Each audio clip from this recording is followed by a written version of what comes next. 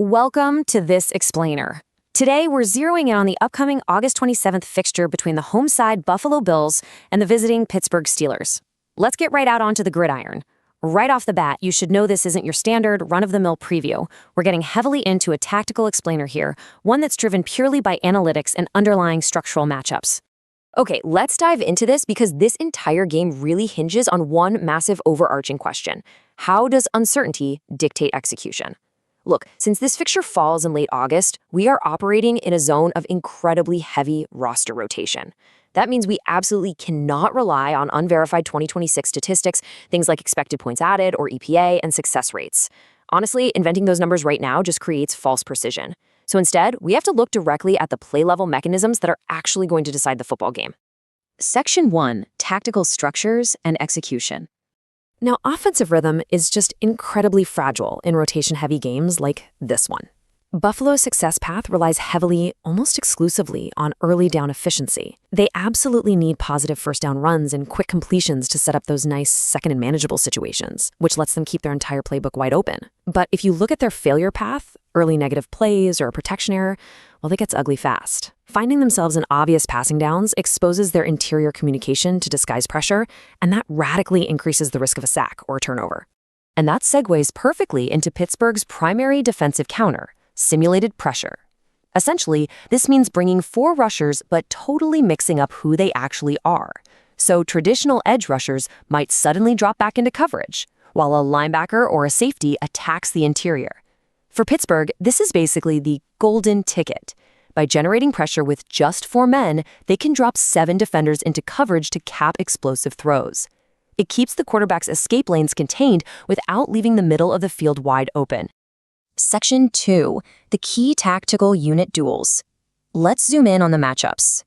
First up is the battle right at the line of scrimmage. It's the Buffalo protection plan squaring off against the Pittsburgh pressure plan.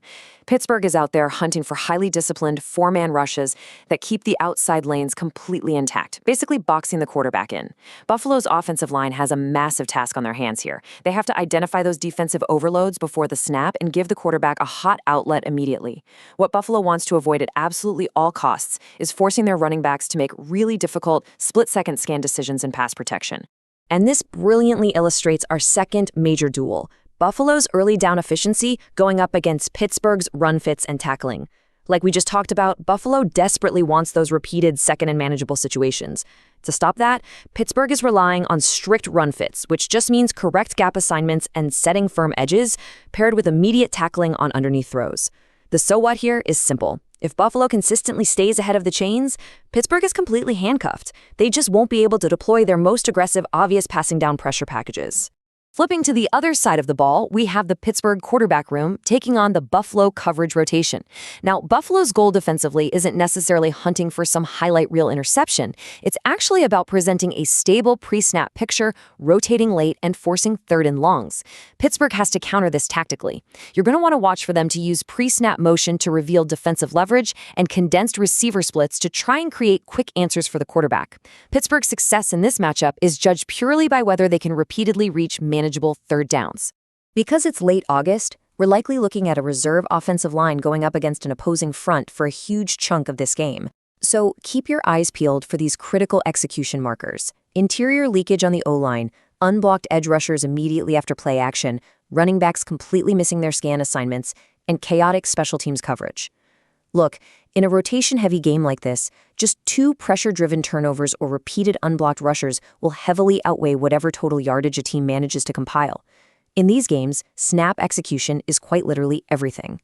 Section 3, Live Cues and Game States. Before you even glance at the scoreboard in the first quarter, I want you to focus on 3 specific live cues. Step 1, verify the active quarterback and the first 5 offensive line. Step 2, identify the primary returners on special teams. And Step 3, observe whether either defense is successfully generating pressure using only 4 rushers. Because roster rotation is the primary driver of this entire game's outcome, these live cues are your ground truth. A single change from a starting center to a reserve alters the whole projection instantly. Which builds directly into our 3 specific game states. Game state 1. If Buffalo takes an early lead. Their path to closing out the game becomes all about keeping the ball out of long yardage protection situations. They're going to need efficient runs, selective play action, and quick throws. But keep this in the back of your mind. If their early lead is built purely on turnovers or some chaotic kick return, rather than sustained offensive drives, that lead is going to be as fragile as a house of cards. Conversely, let's look at game state 2, if Pittsburgh leads early. If this happens, Buffalo shouldn't automatically hit the panic button and jack up their dropback volume. Upping the tempo really only works if your pass protection is rock solid. Otherwise, you're just drastically raising the risk of sacks and turnovers. For Pittsburgh to protect that early lead, they have to maintain incredibly strict edge discipline, absolutely refuse to allow easy quarterback scrambles, and force Buffalo into long, methodical, exhausting drives. So the crucial point is what happens if we enter game state 3, the fourth quarter crucible. We're talking about a tied or one-score game late in the fixture. In this scenario, whoever is actively on the field dictates everything. The team that successfully creates third and short situations will control the closing route of the game. Furthermore, it's field position rather than conventional win probability models that will govern those tricky fourth down decisions. In a tight game with heavy roster rotations, literally a single coverage lane failure on special teams could end it instantly. Section 4, the verdict and analytics. Disclaimer. Let's look at the numbers. Our model currently projects a combined point total of 37 for this fixture. Now, this assumes a highly rotation-sensitive environment. We're anticipating that conservative play calling and stalled reserve drives are going to keep scoring pretty suppressed overall. But those lulls will occasionally be offset by sudden short field variance or a major breakdown on special teams. So it's a broad scoring path heavily influenced by unpredictable late-game substitutions. When we break down who's actually going to win this thing, the model estimate gives Buffalo a win probability of 55%, Pittsburgh 44%, and a theoretical 1% chance of a regulation tie. But I want to be perfectly clear about that Buffalo edge here. That 55% is a very modest, low-confidence lean. It's based almost entirely on their home side designation and some limited historical context. Absolutely not on any claimed 2026 efficiency advantage. Why? Because that data simply doesn't exist yet. Translating that directly to the scoreboard, we get a projected model estimate of Buffalo 20, Pittsburgh 17. This 3-point margin is deliberately conservative.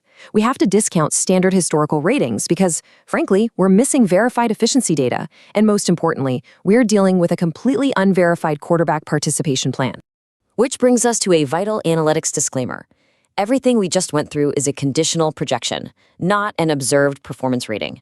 This entire projection is exquisitely sensitive to who actually takes the field.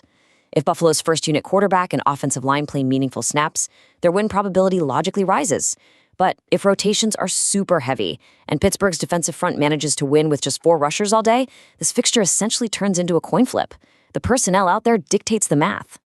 Ultimately, the grand narrative of this matchup isn't about deep season statistics at all.